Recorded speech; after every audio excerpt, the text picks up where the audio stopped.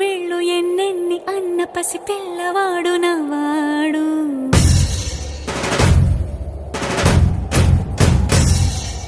విడుముండోడు అని ఊరు వాడ అనుకున్న గాని మహారాజు నాకు నవాడు.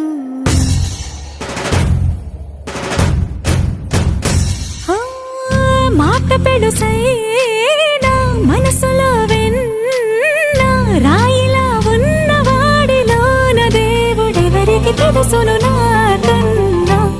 సూసేకి అగ్గిరవ్వ మాదిరే ఉంటా